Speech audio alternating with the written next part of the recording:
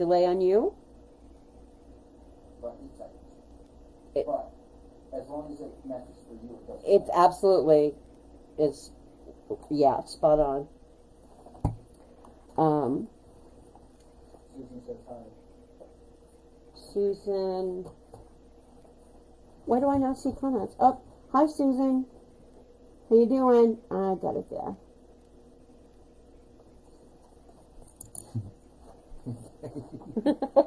What? You're lying. I am live. Get a super. Well, you're lying in the. Oh my!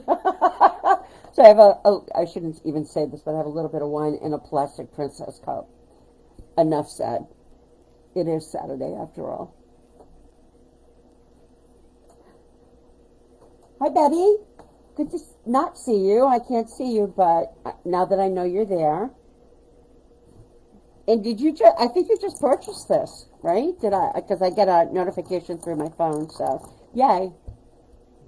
So I'll be talking about the availability of the videos once we reach 2 o'clock and we have maybe more than 2 people show up. No ego here. So this is going to be the 3rd class. The other 2 videos are available on my this is through my business page, Lynn Andrews Folk Art. So you know when you want the videos, once obviously once this is done and my son gets it up on the page, they are under videos and they're going to stay there, and they'll be a good reference for people that didn't necessarily buy the collection but are just interested in painting them on their own. So yeah, so it'll be there for a nice little tutorial too. Plus I get to visit with all of you.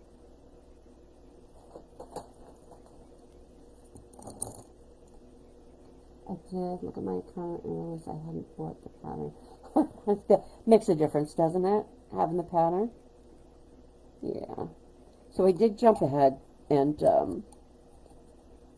did my prep ahead of time.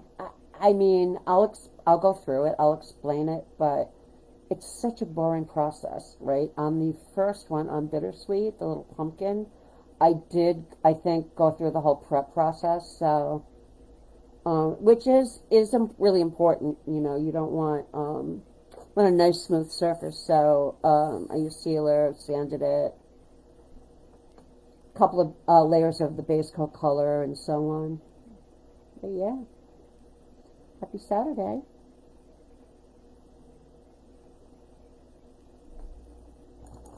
We've been in the throes of getting ready for the convention coming up. It's going to be a week from Tuesday, and are we ready? I'm still painting for it. Yeah. Am I ready? No. Completely not. Betty, you need to plan to come next October. Take a ride down. It'll be so fun. Paint in person. We'll go out for dinner.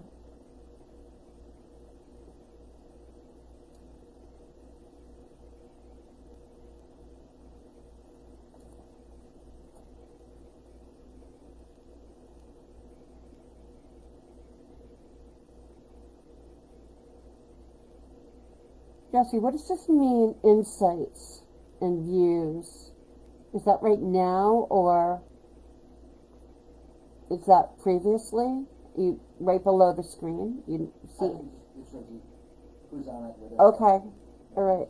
So obviously we don't know what we're doing quite yet. Although I was saying to my son, Jesse, third try is a charm, because the first class, it was upside down. The screen was upside down, so we had to scramble last minute and kind of change cameras.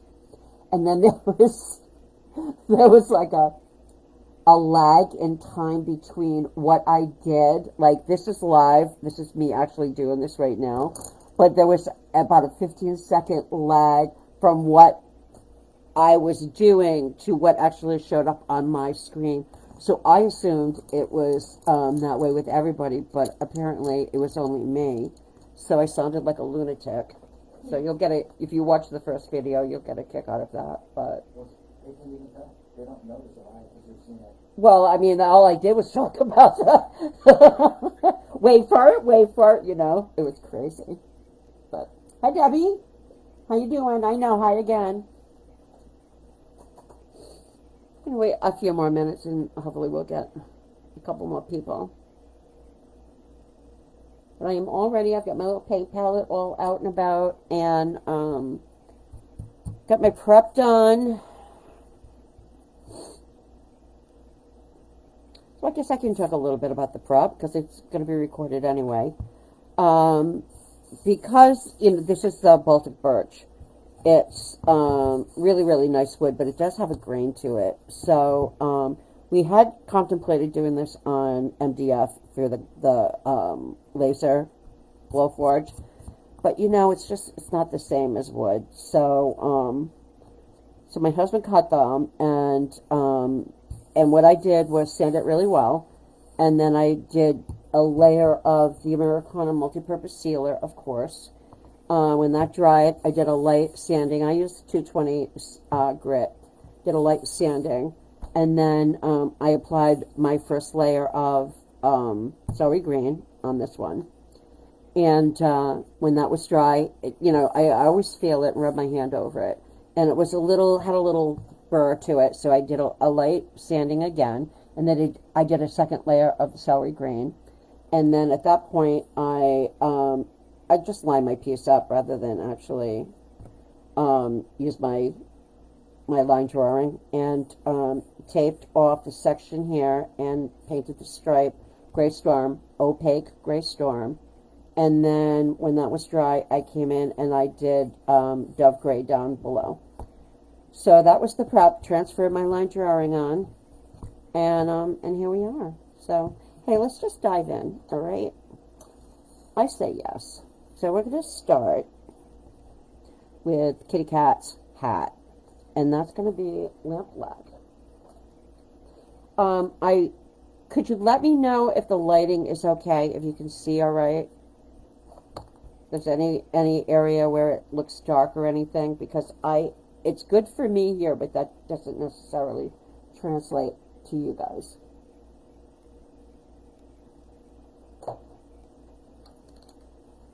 All right, so I'm probably going to be using mostly my number 6 brush. So I'm going to come in with a little bit of black. I do want a tiny bit of water on there. And then I'm going to come in and just base coat the top part of the hat. Want all those little bumpy areas. And to be able for the paint to glide along, you do need a little tiny bit of water. One layer should probably do it. I like to come in with the tip of the brush and outline right on top of the transfer line, and that way I get it covered and I don't have to worry about it.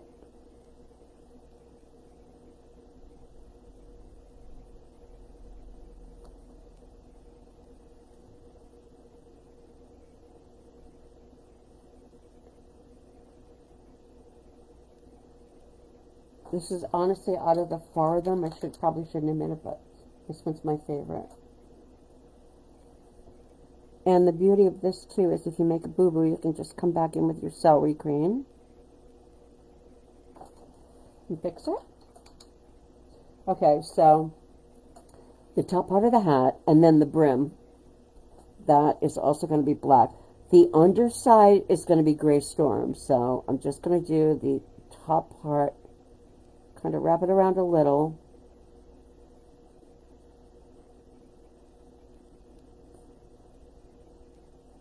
Too much water on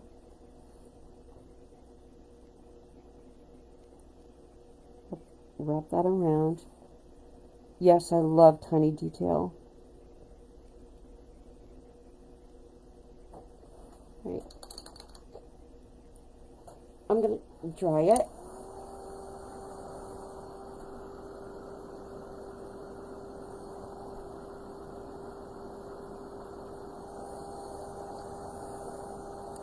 And then, like I said, the brim, the underside, is going to be Gray Storm, so that it shows up a little bit more against the background. And that's just on either side.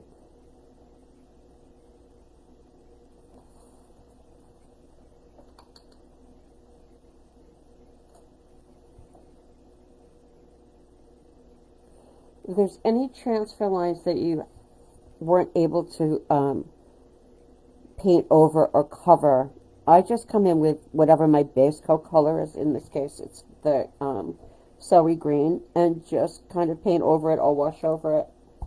Or any little smudges, any little, touch-ups.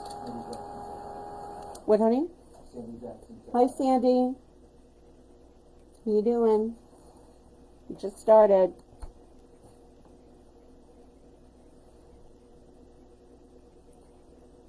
All right. This looks a little icky. I'm going to just touch it up a little bit more. Looked a little dull. I think I was a little too generous with the water. Okay, so the hot band, we're going to do a wash of buttermilk on that.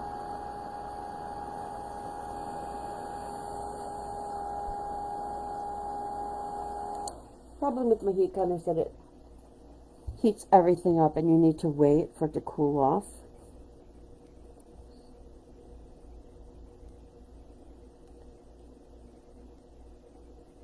So, buttermilk wash.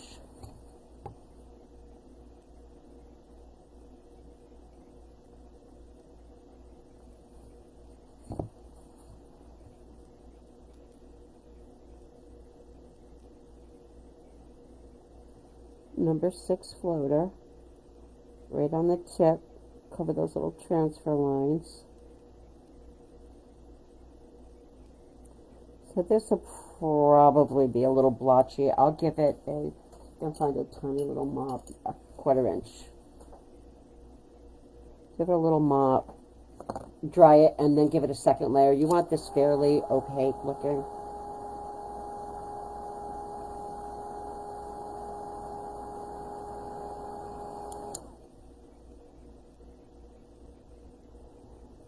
The other problem I have is that I'm impatient, and when I go to immediately add another layer of color, I cook it on there because the piece is still warm, so not really proud of that, but can't get this little discoloration here to go away.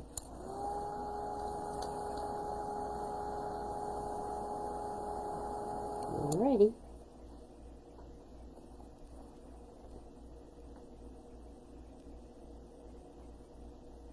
Okay, so our little kitty's body is basically layers of gray wash building up our depth of color until we're happy with it.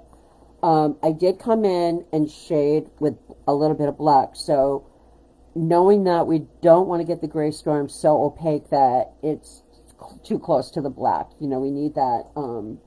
We need to be able to see our shaded areas, and also we'll come in with a little buttermilk and highlight. But so Gray Storm. Yep. All this stuff because it says the cat on the left is a little bit of a glare. Cat on the left. This one.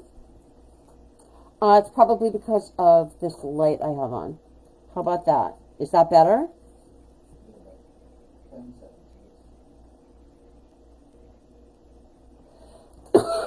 Excuse me. I'm really thinking I've got bad allergies. Okay, let me know if the glare's better, or diminished. All right, so Gray Storm. Again, that first wash when you have a darker color up against a lighter color, it's really hard for me. So I always kind of come in on the lighter side, and I know it's ridiculously light, but that's okay. It just makes it all the easier to get the color on there, and not be overwhelmed. All right, so also I get it on there. I am, as I go, going to mop, especially the edge where I leave off. I still have a little bit of a line there, but that's okay. So the face as well. You, with the washers, always want to really be able to see your transfer lines through them. If you can't, then you have way too much paint and not enough water on there. We're going to build up our depth of color through the layers, so that way you have complete control over how light or dark you want it. Okay, so I'm going to come in now on the body. And this looks like a perfect place to mop it because that actually was starting to dry.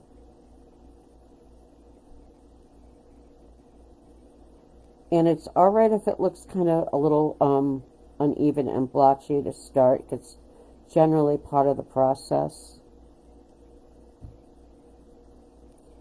Light little stipper with a, I think this is a 1/2 inch mop. Okay, and then the tail.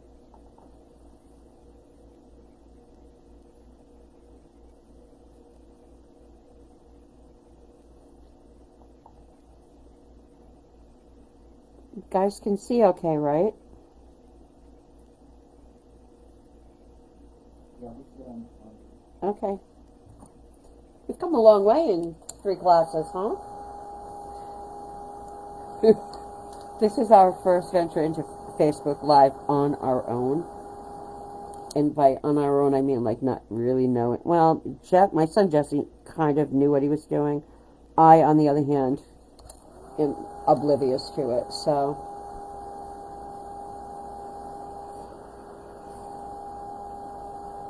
he's been a godsend for me when it comes to this. Okay, so mine, I don't know about you, but mine's a hot mess. Right. Really blotchy, messy. That's okay. I am definitely going to let this cool down.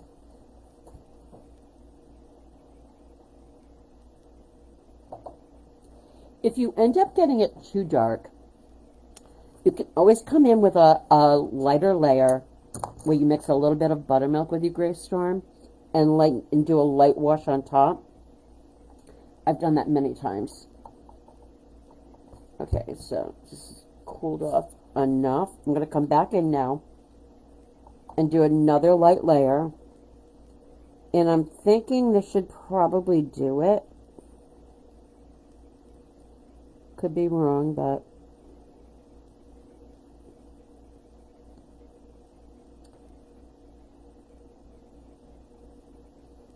and why do I paint in washes? I think because when I really started getting interested in art was in high school, and my art teacher really encouraged me with watercolors, and she'd let me go outside, and there was like this little brook behind the art room, and she'd let me go out there and sit and kind of do watercolors, and I did trees and the brook and stuff like that, and loved it. So I think it just kind of was always there, kind of tucked away.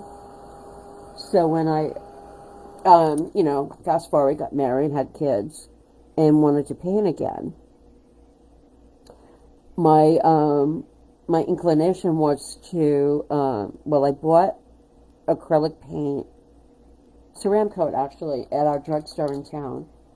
And I had my round brushes from high school, and I just started, whipping out the paint and water because it was instinctual for me, and realized that I could. So there you have it.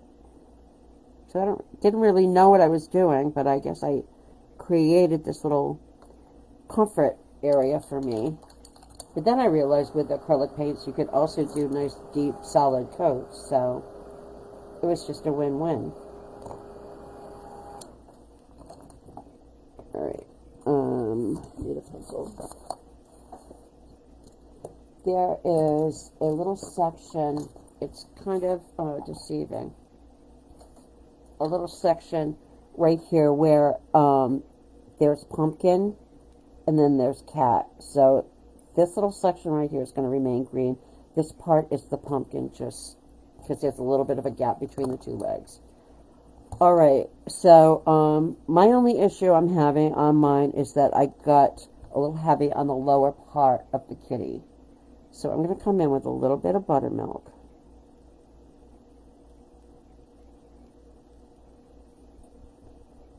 Mop it with my finger, because I can. And do you see how that kind of just softened that a little bit and took away that, you know, the difference in color? Not that I'm, you know, a stickler for everything being this, you know, same depth of color, but that bothered me right there. So I think what you're going to do is just add your washes, your layers, until you're about kind of not really so light and not really dark, so you're somewhere right in the middle. I can still see my transfer lines easily, and that's important. You want to do that. Okay? Alright, so the shading on her body is with black, but this is watered down and controlled in that we're going to blot it on a paper towel, and I'll show you that. So I wet the brush. I'm going to blot it a couple of times. I'm going to stick the tip right into my black and work it around. And honestly, when you see how diluted this is, it's almost like gray storm in a way, or graphite, or a soft black. It's not overwhelming. It's not a lot. And then you want to just double check and give it another blot so it's not excessive water. So we want this diluted, but we want the amount controlled. So I'm going to come in right up against the face and do a little bit of a soft float. I'm going to grab that across the back and just play with it. So I feel like at this point what I'm doing, I have like complete control of the water and the paint, and I feel like I'm sketching to kind of, you know, make it relatable. I really do. I'm kind of just playing with it, and like color pencils almost, right? Back and forth, and I use my finger because I'm too lazy to get them up. And my finger works just as good. All right, so this is going to be many, many layers of buildup.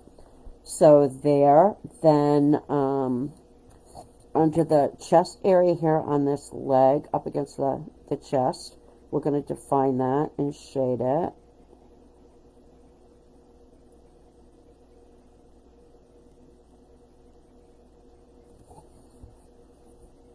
Thank you for spending your Saturday afternoon with me. Who's here? Connie, Barbara.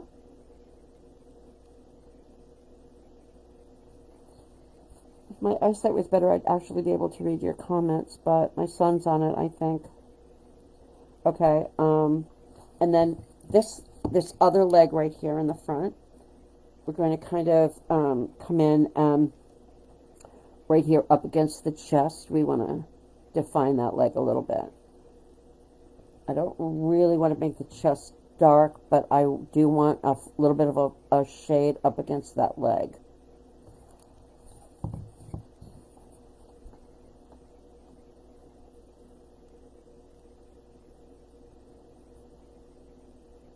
Make that a little darker if you want, whatever. And then the hind leg is overlapping this leg right here. So I'm going to come in right around that hind leg and do a kind of a soft float and define that foot. So what that ends up doing is, in addition to, you know, defining the hind leg here, we've also shaded this other leg right here. So that's kind of like a 2-for-1 there. Win-win. Okay, so I'm just setting the groundwork. I'm going to come back here and make this a little darker now because I'm feeling a little more bold. Kind of play with it, mop it. Across the back, you can do that. Make it a little darker. Oh, dear. Oh, my goodness. So whenever, and that happens often, you pick up way too much paint, I just come in and tip my brush in the water, and it's fine. And I actually use what I'm painting on as my palette. I'll mix it right on my piece. Walk that down a little bit so it blends into the rest of the body. Grab that edge and, blend it.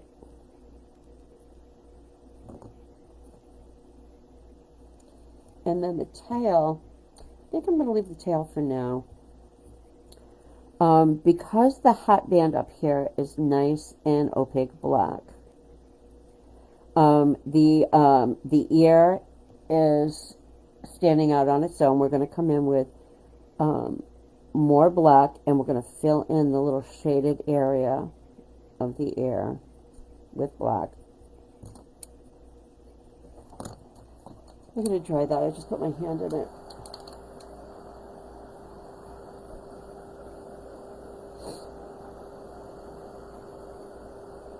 Now, the face doesn't get shaded very much. What I am going to do is, like, this section of his head up against the gray storm, his face is gray storm, so we're just going to come in with a little bit of black and just grab that edge.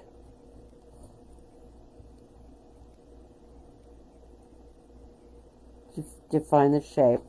There we go. A lot of times, too, if I have too much water on my brush, I find myself, and I'm not even, just became aware that I do this. I take my fingers and I pull the water out. I know. It's weird. I didn't even realize that I was doing that.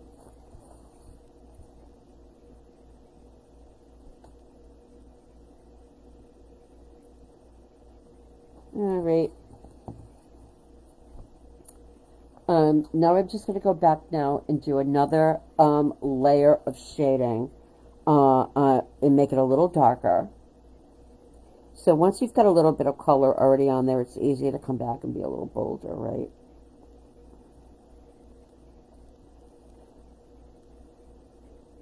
So I blotted my brush and came back with a little more water. Take my mop, and I'm going to come back across the back of the cat. Walk that out towards this leg, hind leg.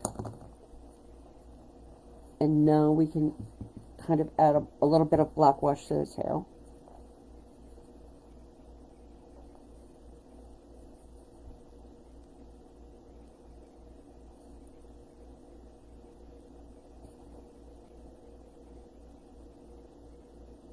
Darken it up, wrap it around.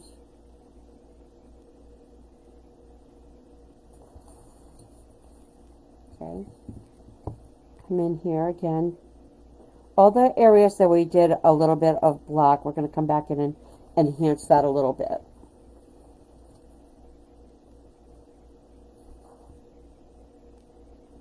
Layering. My favorite thing to do. I just feel like I have so much more control when I do layers.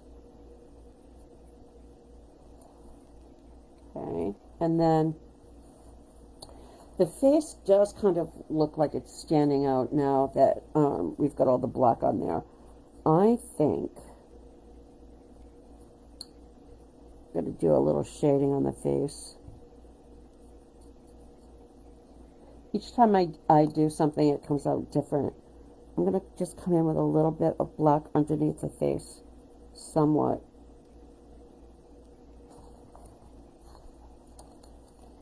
Okay, so we don't really need to do a lot more. We'll do some dry brushing, some highlighting on the body, but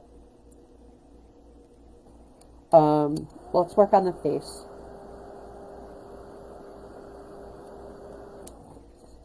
So the left edge of the face, I'm going to just come in, not around the outside, but on the face, right under the ear, and just make that side of the face a little darker.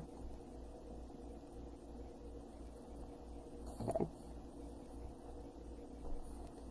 Alrighty. Now the eyes and the nose, black. So there's a little U-shaped nose right there. So, and this is, I'm using the tip of the brush and basically outlining it. Okay, and then bring that up a little bit higher and then wrap it around, kind of like my Santa faces, right? We're going to do the eye area. You can make like a little black eye. I need to flip this around. Come up the other side and wrap it around.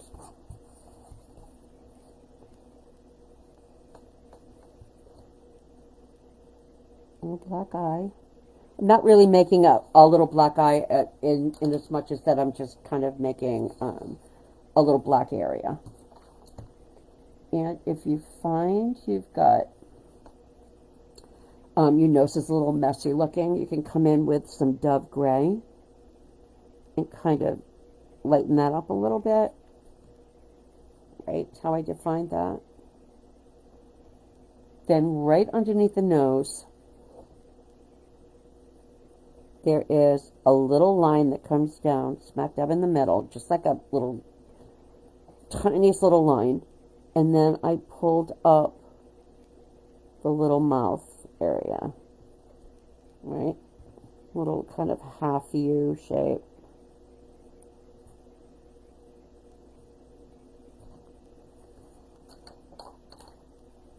Can you see that all right, my friends out there? Alrighty, so now all we really need to do is come in with some of the buttermilk. So again, I'm right on the tip of my brush.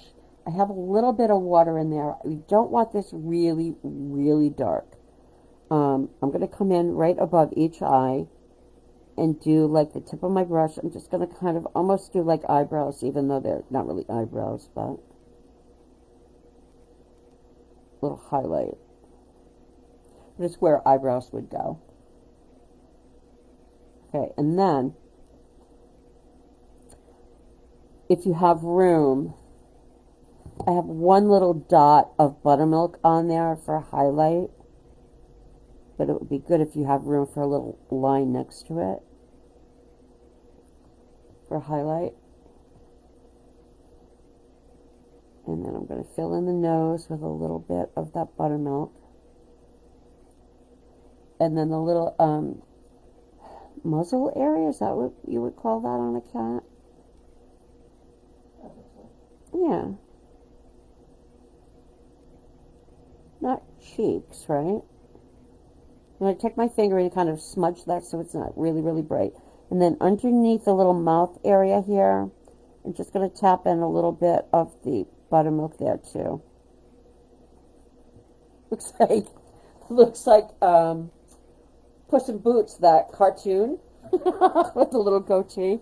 All right. Honestly, that's sort of the, most of the face. So, what I did do is come in with some, I should probably use my number 2, my small floater. Load it with an inky consistency of the buttermilk. And then, before we start pulling whiskers and stuff, there is a little tiny line highlight through the brim to make that kind of stand out. Now I'm going to, from the eyes, tiny little whiskers, or whatever they are, hairs. I have a cat. You would think I would know this. And then from the little cheek area, as fine as you possibly can. Okay. You can always go back and add more buttermilk if you need to.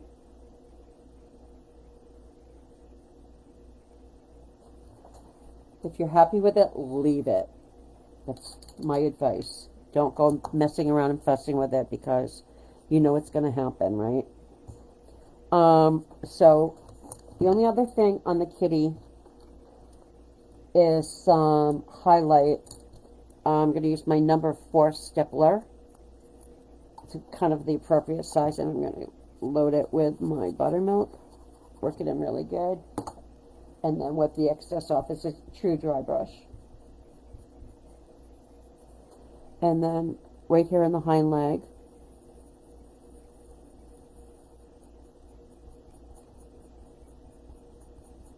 soft buttermilk, and then on the chest.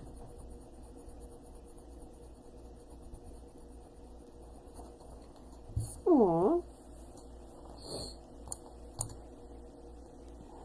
Okay, let's finish up the hat and the spider, and then we'll be in great shape to go down and work on the pumpkin. This is not a super involved piece. It's just fun and kind of whimsical, and you know, there's a place for fun little easy pieces, right? Except when I get paint on my original. Okay, the hat band. That is has a little bit of milk chocolate shading on the inside left edge here. So we're going to just lightly do that. Milk chocolate. Not too far in.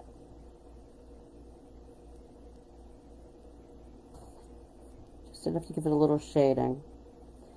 Then what I'm going to do on the outside, on the right outside of the hat band, I'm going to come in right here with a little burnt umber.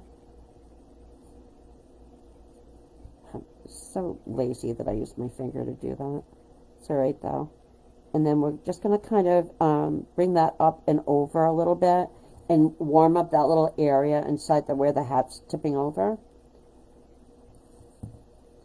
And we're going to continue with a little bit of the burnt umber up around the outside edge here.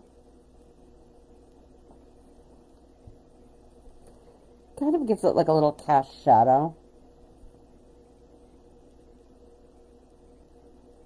Use your judgment. You don't necessarily even need to bring it all the way up, whatever. But I think really like how that softens it. So I'm going to dry it. The little polka dots are, you can use the tip of your brush. You can use a marker. Same thing with the spider. Whatever's easier for you. I think I'm just going to paint it. So the little line for the spider, I'm still using my number 6. I'm just going to line it in. Black. Look, a little black oval. And they have 8, spiders have 8 legs, I believe. 1, 2, 3, 4, 5, 6, 7, 8. Little spidey. And then the polka dots. I'm just kind of looking at the original and seeing placement wise.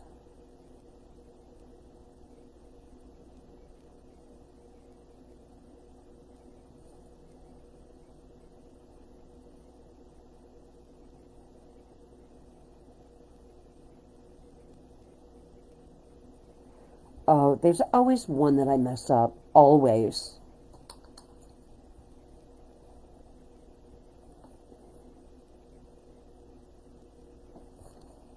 Alright, I'm going to leave it. Go back and maybe do a little more shading on there after, but yeah, so that's pretty much it for the kitty. Oh no, the hat. So buttermilk, really, really watered down the little creases on the hat.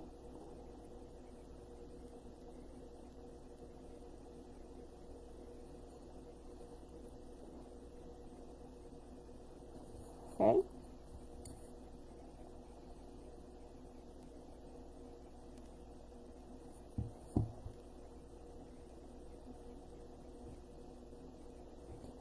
Yeah, I'm doing a little bit more on the goatee area. All right. The pumpkin. The pumpkin is going to get a wash of burnt orange, really watered down, very transparent. You're going to go over the whole thing.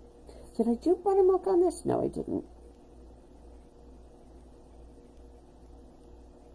No, I didn't.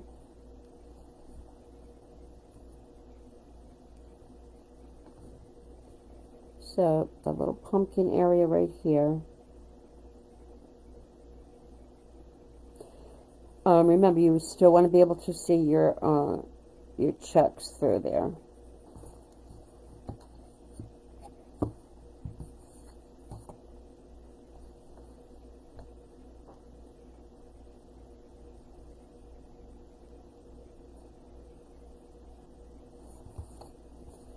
Kind of going all over the place and revisiting places where I've already put the burnt orange because I don't want that to set.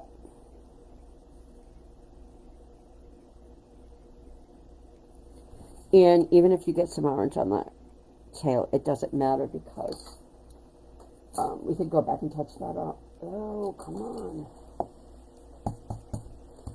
So this is a smaller version of the sash brush.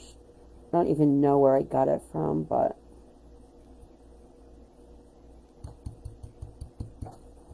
and I know I got orange on my kitty.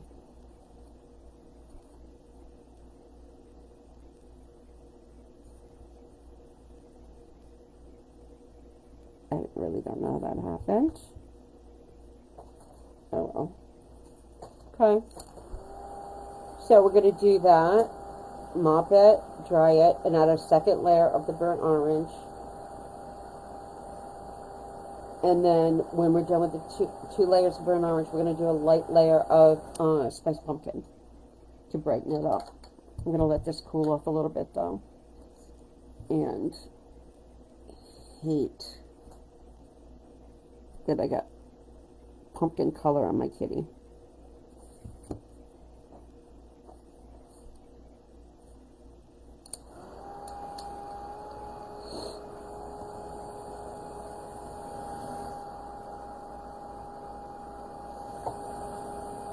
So, about these Facebook Live videos, they are going to be available on this business page, Lynn Andrews Folk Art. I've got, I think, 2 other pages, but this is where they're going to be stored under videos. And once Jessie gets this up on the onto the videos when the class is over, there'll be 3 of them, and then tomorrow we'll do the last one. But they are there to stay, and they are free of charge, and you're able to go back and watch them whenever you want. If you choose to buy the patterns and want to paint them, that's awesome. We do have the surfaces, but I mean, I think these would be cute on pretty much any kind of a surface. You could also enlarge them, you know, the sky's the limit. But anyway, they're there for you, and yeah, it's free of charge, and I don't know, I just think it's something that I should do.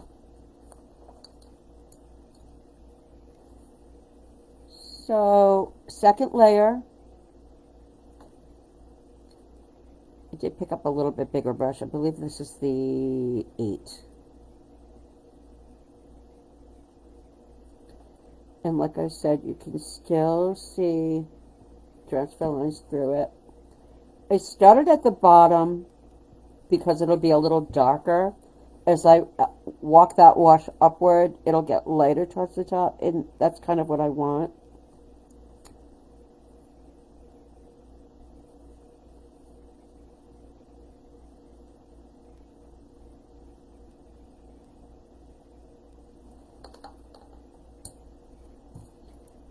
So I'm going to stipple that at the top, put a little more tooth into it, and then just lightly tap the bottom because I want that darker.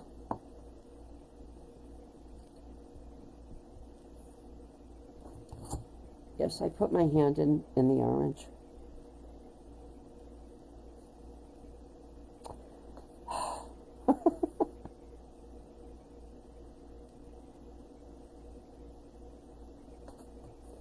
The joy of painting.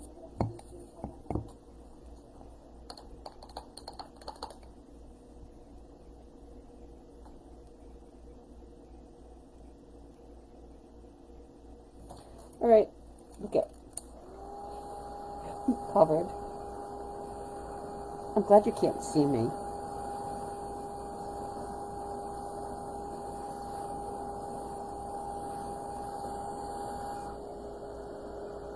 Alrighty. The spiced pumpkin.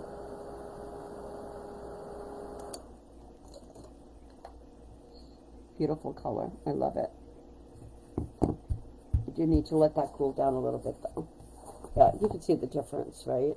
Plus there's dry brushing and highlighting and stuff.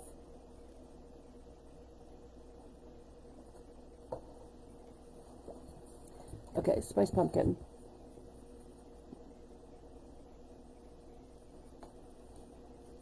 See how I mix it right on my piece?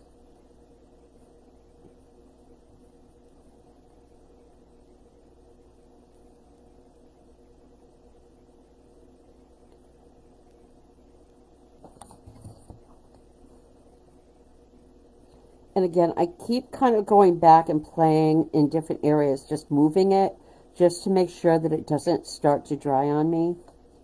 So that when I do stipple it, I get, or mop it, I get a overall, you know, blended looking piece. Okay. Now we're just doing a light stipple on there.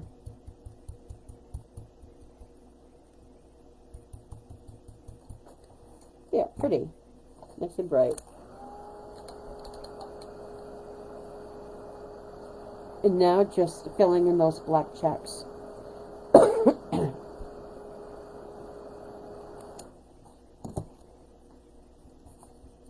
So they are, there's a little tiny bit of water involved. What I like to do is, let's see, right up here. So because the cat, his body is Gray Storm, the block should be able to stand on its own against the cat's foot.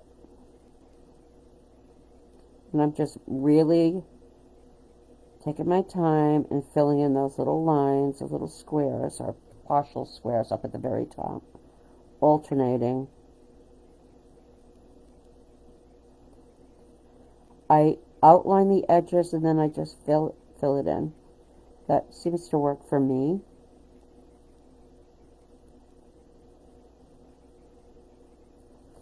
All right, now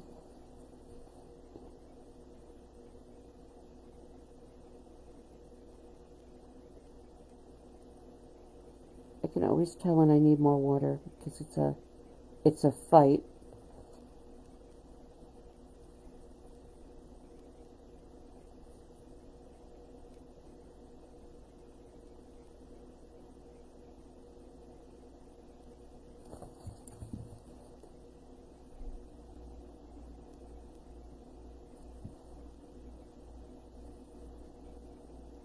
Ooh.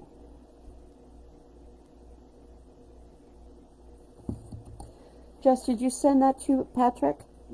Good boy. Thank you.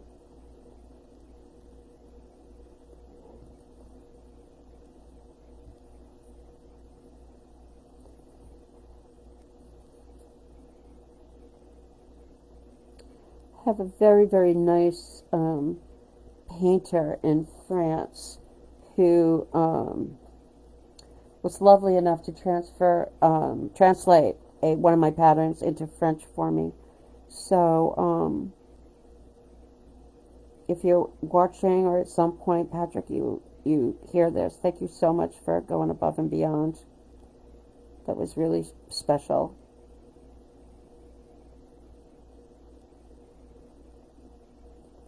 Okay. So for me, what I'm doing right now, this is my therapy. I love this stuff. The mindless repetition.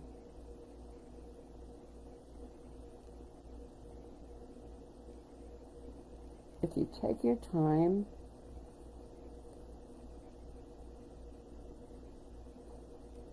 It's good for me to kind of pull back and slow up a little bit. I have to, you know,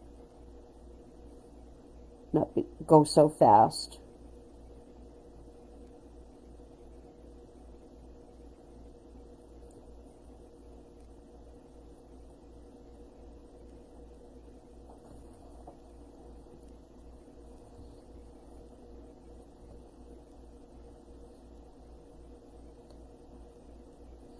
I'm also using the number 8. I can't even believe that I'm using this ridiculous size brush. Hold on a minute. I'm going to switch to my 6. A little bit of overkill here.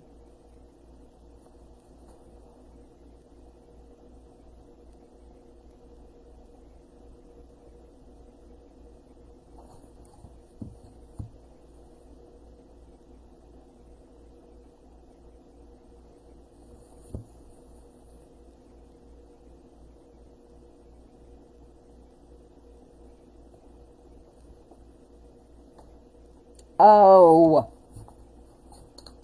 it's going so good. It jinxed it.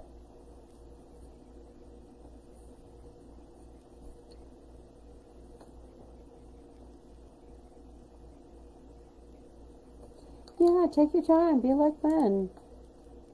Mess it up.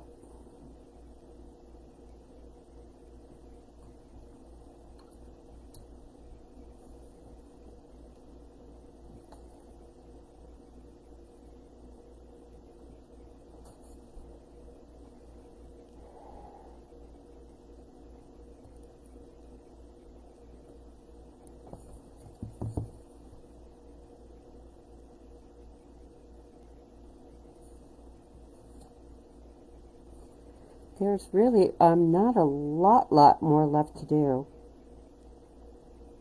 Tomorrow's class, where is it? Is Enchanted. This is going to be fun. Honestly, I mean, I know it looks like a lot of detail. I mean, and there's a significant amount, but it's really fun and not at all difficult. So, if you're not doing anything tomorrow at 2 o'clock Eastern Standard Time, join us. I sounded like an infomercial, didn't it?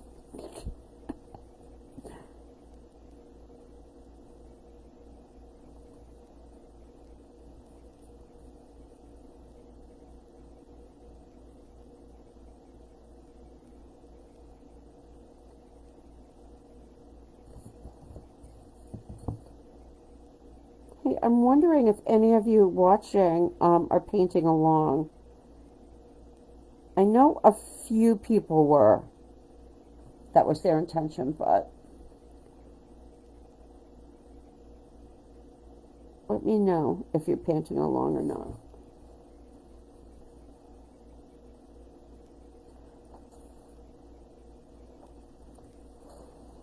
Well, from 7, oh, 7 Indiana. We just received kittens from our farm. Oh, Betty, you're just taking a break. Good. Relax. Watch me paint. Sometimes I feel, actually, know for a fact, that if you don't paint and you just watch, there's so many little nuances that you don't notice, like when a teacher is teaching and painting, because your head's down and you're painting, and you miss some things that maybe the teacher's not really even aware of, like maybe how they hold the brush, or, I don't know, mop with their finger instead of actually taking the time to put the brush down and picking up a mop, you know. Little things, though. So there's absolutely, it's a good thing to just watch sometimes. Take it in. And you'll have the resource of going back and watching the video if you do want to paint it.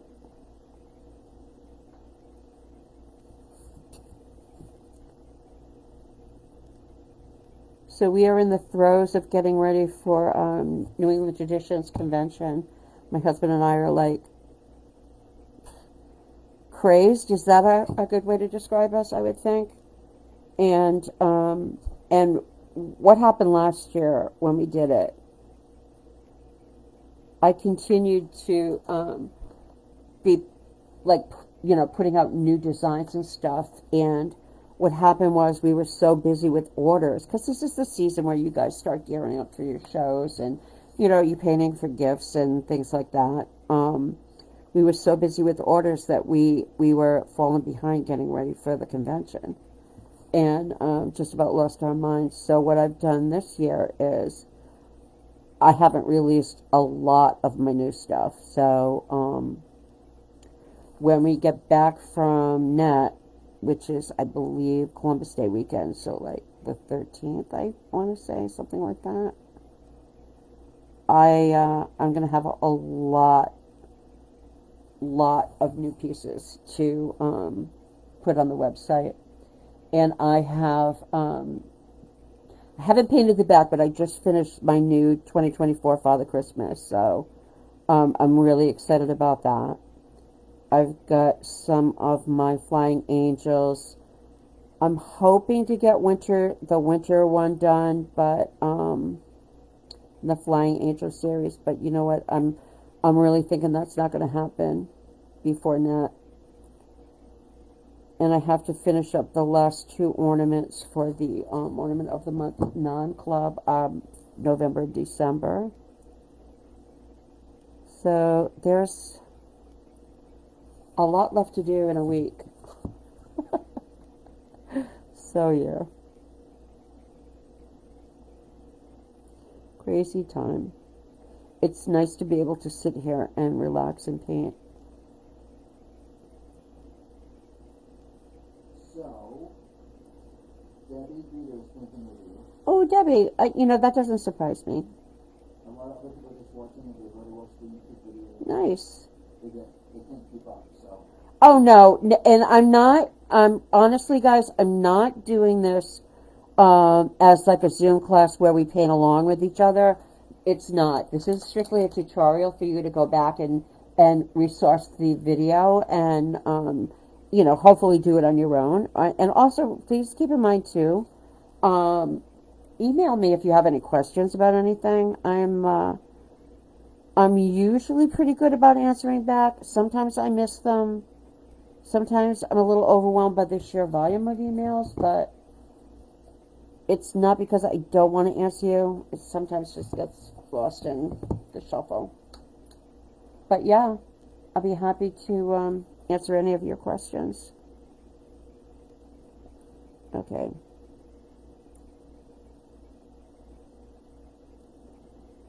Alright, so you need to know that this didn't come out as good as my first one, my checks. It must be like literally watching paint dry, right? Watching me do this.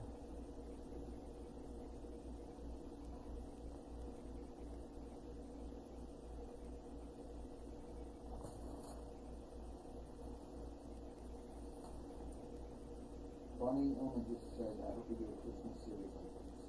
A what? Christmas series like this. It's funny, we were talking about it, Bunny. It would have to be really fast and on the fly, but it's got to wait until after NET because I'm consumed. But I mean, if they're small designs and I've got the time and energy, I'd be happy to. We did talk about doing that. I don't think they have any recommendations for you stocking or in between. Yeah, do you have any suggestions as to what I should do?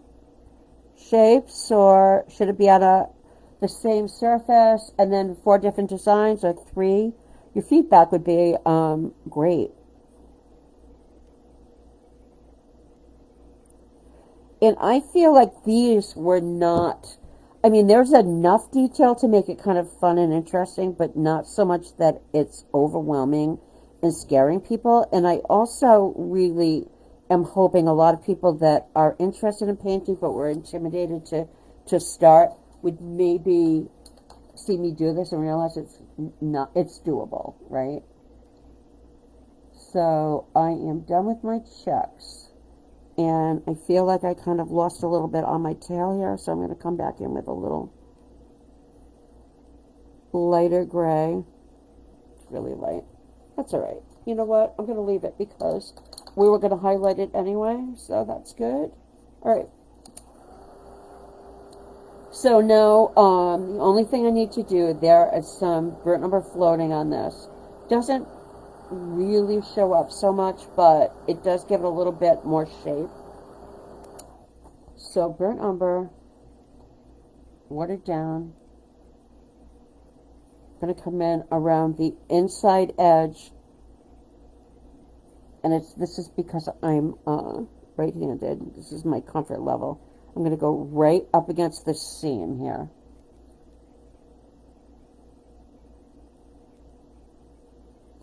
And I go right over the block because I'm just treating it as one whole thing rather than just trying to do the orange. Same thing here. Susan said she thinks the November ornament should have a flipper mat. Should be what? The November ornament should have a flipper mat. You know what? The ornament of the month club, it's funny because I was going to do that. I was going to do a pilgrim snowman. Yeah. Yep. And then December, I'm thinking I just want to do like a Santa snowman. But don't hold me to it because they're not, on the drawing board yet.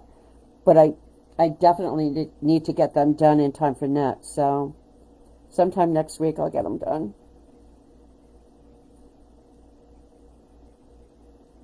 But yeah, and with the ornament of the month non-club, I try to not make it super kind of month specific, like, like November, oh, pilgrim, that whole thing. But you almost kind of need to, right?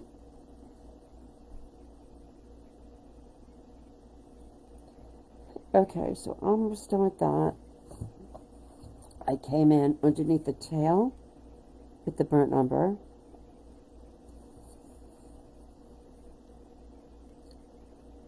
And if you paint this, or I'll be optimistic, when you paint this, you might want to come back in and clean up some of that black because the burnt umber definitely dulls it down a little bit.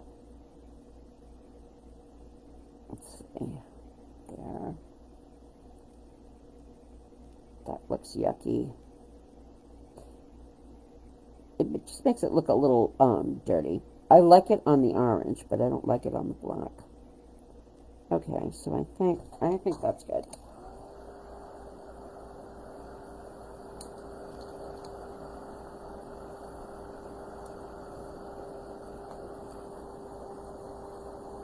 So you can either dry brush the white highlights on here, or you can use a white colored pencil, which I've been doing that more and more because it's way easier. So this little stub that I have left, super light touch, kind of, I like to do little circles, hold it flat so I get a little bit wider area. I did a little bit here. I'm just looking at my sample, and here, maybe a little there. Then what I do, I take a clean, dry stippler, and I dry brush it. It's so easy. So much easier than dry brushing, I feel. And it gives it this lovely kind of glow. Highlight, right? And when I do this dry brushing on top or burnishing, really, really light touch. The other thing, you know what? I'm going to do a little bit on the chest because there's a little spot there. And I'm going to highlight this leg a little tiny bit. Why not, right?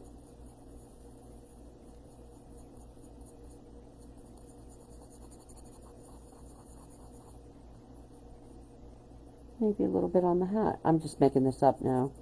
This is in the pattern, but oh, how cute is that? Come on. All right, we're going to float around the outside edges. Actually, first what I'm going to do is come in. Dorothy really likes the burnishing over the color. Oh, me too.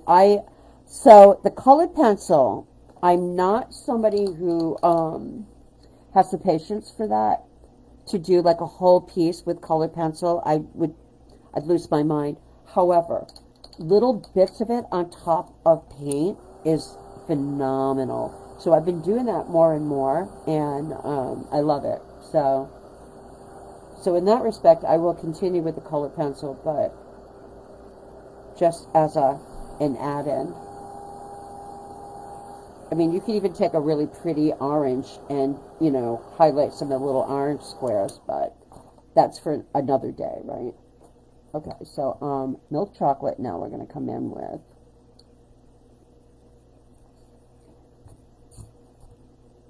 I'm going to go around the outside of the body. This is just kind of giving it a little warmth, and also getting rid of that kind of bland background. Wrap that right around.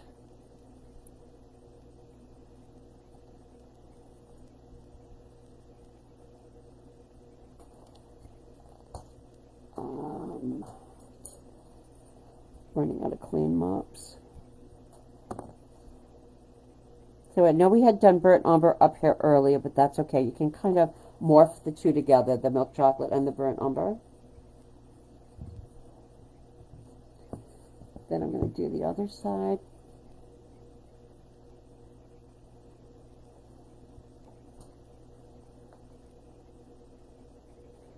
I might need to come in with a little burnt umber over the milk chocolate here, but that's okay. Bring that, wrap that around up against the body.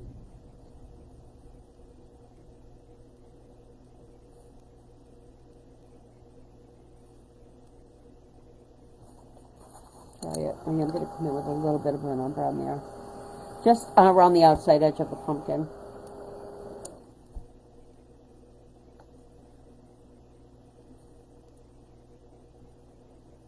Too much water.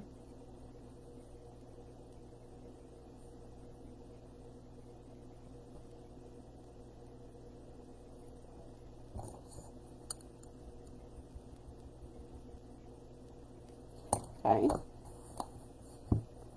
Now, across the bottom of the pumpkin, I came in with a little bit of burnt umber mixed with lamp black. Just a speck of lamp black. It's kind of almost like a traditional burnt umber.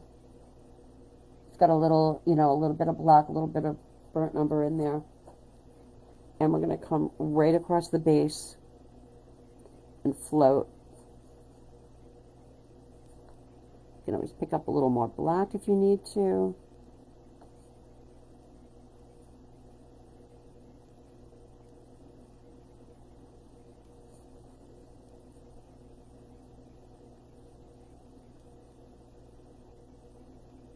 Okay. I don't think I need to mop it. Maybe a little here. Right. The only other thing up top is we're going to float milk chocolate all around the inside edge, all the way around. And it's going to go really fast. I'm using my number 8, and I'm just kind of grabbing the edge here, using that as my guide. Right down. I'm going to pick up a sash brush. This is a Jack Richardson Dome sash. I love these brushes. They do all the work for me.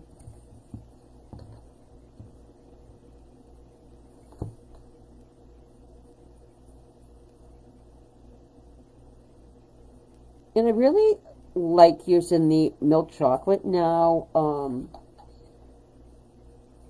in conjunction with the burnt umber, because it's softer looking and not as dirty looking as the burnt umber is. So I like using both. A lot of times now I'll do a burnt umber float or something, and then when it's dry, after it's mopped, I'll come back in and do the milk chocolate over it, and it just softens it. Yep. Roselle asked if it's just a regular colored pencil. Yes. Yep. They are. The ones I use are Prismacolor Premier, because that's just what I was given. So it was a gift, and that's what I've been using. So that I would give it a second layer because it looks a little spotty and blotchy, but you get the idea. The other thing about that milk chocolate now is I'm going to come in on the Dove Gray part down here and come right across. Sharon asked. Yep. Repeat the question because I don't think it's handy. Do you have to spray with a fixative first because of the pencil before you varnish it? Yes, absolutely. And I'll discuss that when we're ready for that. I've got this new product. Judy Westergaard had told me about it, and I immediately went and bought it right after the class, and I've been using it ever since, and to the point where I'm selling it. It is all natural. It's actually something that Degas formulated for his oil paintings, and it's like all media, all natural. It's the final fixative is carnauba and I can never remember. Carnauba is some other kind of wax, alcohol and water. So you can sit here as you're painting and spray, and they've got two. They've got a layering fixative, which I use when I'm doing. Actually, would be great for colored pencil. I'm just enhancing that because I really like how it looks. The layering fixative, and then they've got final fix, which is your obviously final fix. The way I'm buying them, they're in pump bottles, which is not ideal because you get little spots when you spray, which is still fine. But what I did was I bought a couple of aerosol bottles and just dumped the liquid into that, and you get a much finer mist. So I will show you that when we're at that point. But yes, especially like if inking or colored pencils, you definitely need some kind of a spray finish on it before you do like a brush finish. So I'm going to give this a little bit more milk chocolate down here. Sandy Jackson says she loves your brushes, but the sash brush is white. But the sash brush is what? White. No kidding. The sash brush is my workhorse and literally makes any wash look beautiful. I agree 1,000%. I don't know. I mean, I always used, before that, I don't even know what the make was, but it was the Low Cornell. Low Cornell had the Duster Stipplers. Do you remember those? And I loved them. So they went out of business, and so did the brushes. So then I was lucky enough to hook up with Brushes and More, who helped me design this line, the floater line and the stippler line. And they also carried the Jack Richardson Dome Sash. And this is the 1-inch. And I carry the 5/8 and the 7/8. I've got one close by here. 5/8 is the one I use like for everything. So, and it's small enough, you can see the difference in size, right?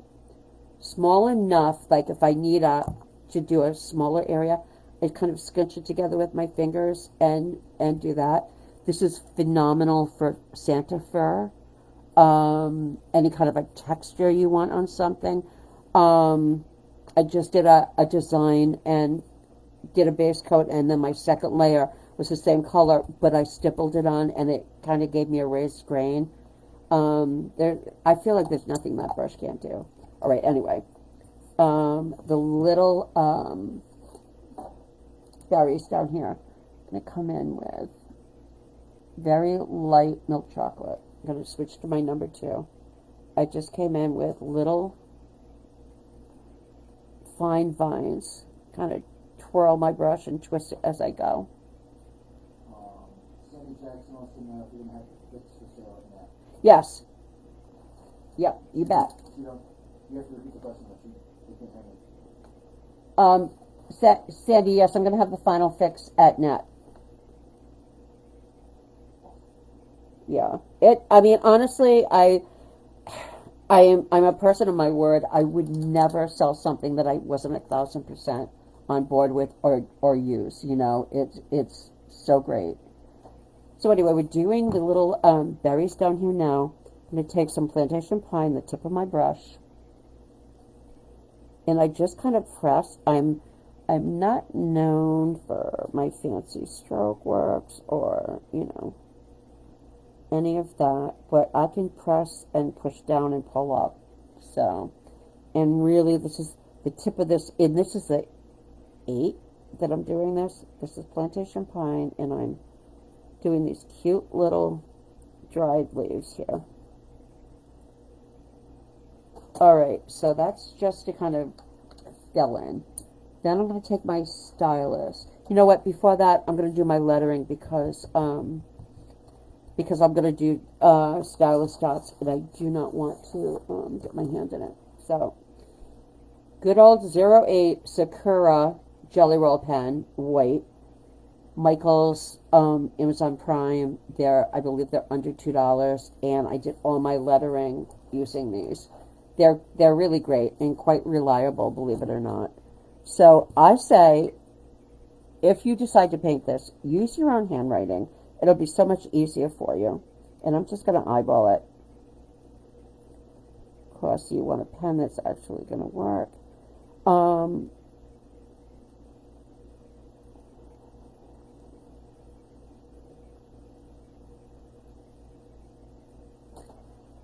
So, forgot what I was going to say. Something about pens, blah, blah, blah, blah. Yeah, I don't know. Anyway, couldn't have been important, as my mom would have said. This, I heat set. I just feel with any kind of marker or any kind of technical pen or like a gel marker, heat set it, you buy yourself a little bit of time.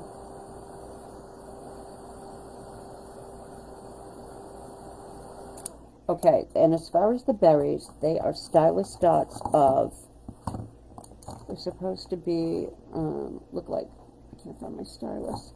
They're supposed to look like bittersweet. Here it is. Okay, they are country red. And I just do a little cluster.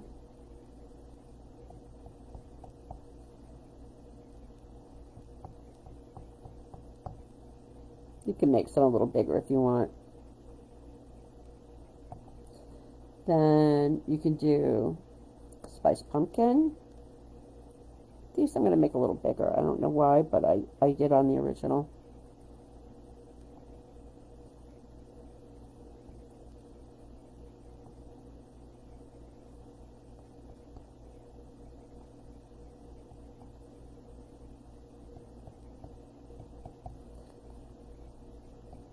Alright, and then you can come in with a little bit of the burnt orange if you want. I mean, I'm excessive. I really always do way too much. And then finally the marigold, which is going to be like the little shells that are around the bittersweet berries. And then they die back, and the shells pop open, and they're like, it's like a little flower cluster. They're really sweet. Okay. Gosh, I think that's it. I'm going to try and dry this and show you my final fix. So this is the pump spray, and the reason why I bought the pump spray to sell was because it's cheaper. I think you can buy these in the aerosol bottles, but they're like, seems to me they were $6 or $7 more, and I thought that was crazy. So what I ended up doing was going and getting 2 bottles for $9 on Amazon Prime. These are the aerosol mist bottles. And I dumped one of these into this, and I label it because I've got this, and then I've got this. So the layering fixative is a little tiny bit different than the final fix. And I'll tell you what the ingredients are. Layering. Layering has got beeswax, alcohol, and water. The final fix has casein, beeswax, and alcohol and water. Non-toxic. It's all natural, odor-free, all media. So when they say all media, blah, blah, blah, beeswax to create a workable, moisture-resistant finish that's tough yet flexible. Final fix has no fumes. It actually smells fresh. It's really cool. Refillable aerosol spray bottle to, you get an ultrafine mist without the little pellets that you get from a pump spray. Works with all drawing media, including soft pastel, colored pencil, ink, markers, charcoal, graphite, chalk, Conti, watercolor, gouache, tempera, and caustic or under oil or acrylic paint used on canvas, paper, panels, wood, leather, glass, ceramic, fabric, etc. Seriously? So, and I can say that this does work on canvas because I painted a piece recently. So, I'm going to just shake it up. When you do your final fix, you want to shake it up. Now, keep in mind, too, that my berries are not completely dry, but again. So, I take this. You want to hold it away a little bit, obviously. A couple of light spritz. Then, of course, it's got to be heat gun ready because I have to be able to do something in a hurry because that's what I do. So I give this a nice dry, and then I'll give it another 1 or 2 light layers for the final finish. But honestly, so this has that final finish on it. And it's got kind of like, I don't know if you can, yeah, you can a little bit. It's got like a wax sheen, like when you wax, a table or something, right? It's just lovely. And honestly, before class, I noticed there were a couple of little water droplets on here, or paint or something. And I took a wet paper towel and wiped it off, and it worked absolutely fine. It didn't, hurt anything underneath it. So, yeah, I'm a big fan of Spectrafix. And I've been in touch with the woman who is the distributor, and she's in California. So, I do really think I want to do and she asked me if I would do a demonstration about using it and then put it on YouTube. So I think that will be in the very near future, but it's wonderful. Okay, one more layer. This time I'm a little more generous. And if you find you get like a layer that is a little heavier than other areas, you can take a paper towel and lightly blot it. You can even take your finger and kind of move the washer, the finish around. It's awesome. Now, if you were to do another kind of brush on varnish finish, I would do a little test patch. I don't know how that's going to react with wax, right? Because this has got the 2 different kinds of wax in it, casein and beeswax. You know what I mean? So, but I honestly, this is all I ever do to all my pieces now. It's just this for my final layer. All right, my friends. Any questions? It's awesome. Yep. What are the items you sell listed under? Okay, so on my website, my brushes, there are little headings, and there's brushes, there's products. All you would really need to do is get a little search in the search box and say like Spectrafix or Final Fix or something like that. So if you're, and as far as like these surfaces, they're right on the home page, but it would be under surfaces as well. These are called mini breadboards. My husband cuts these. I've got a big giant puddle right there that's not drying. So I'm going to help it along. Is it possible to focus the tracing and pattern to get kind of quick? Yeah, I mean, I can definitely print them out on vellum for you and send them to you.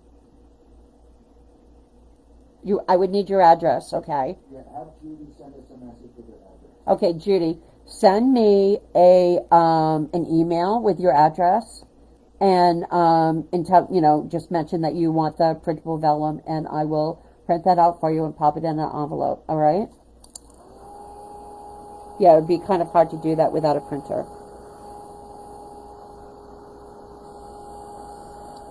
So the other thing I wanted to show you quickly, this will be the last thing. So a lot of times after I painted something, I wanted to do another layer of the milk chocolate around the edge. You can do that, even though it's considered a sealer, but it's not a sealer where you can't go back and add more to it. You could go back and play, do another layer. Of course, I would reseal it again. But that's another thing for me, especially. It's just another plus, right? That I can go back and touch things up, or a lot of times you do something and then you look and you see you forgot something or whatever, right?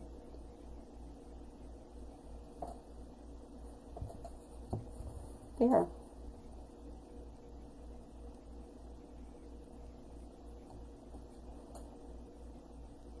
I will say, if you do the layering fixative,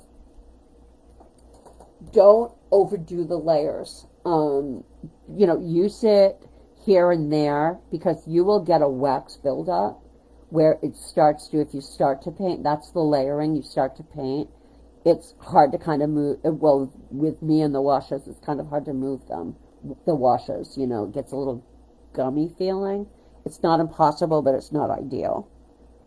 So that's a layering. But when I'm doing inking and I need to be careful, I will do a light spray as I go. But this if I had to pick one, I'd pick the Final Fixative. It's just wonderful. Okay. Anybody else? Any other questions? Jesse's reading me the questions that you're writing. I can't see this far. Barbara's Country Treasure says she loves the tutorials. She still writes it down. Oh, I'm so happy. I love doing them for you. It's my pleasure. And like I said, they will be up on my business page, Lynn Andrews Folk Art, and just check videos. Also, they'll be on YouTube. So you can always go to YouTube and just type in my name, and they should come up. I got a bunch of them already on there. Alrighty? I'm tired. You wore me out. No, you didn't do it. I did it to myself. But thank you so much, everybody. Please know how much I love you all.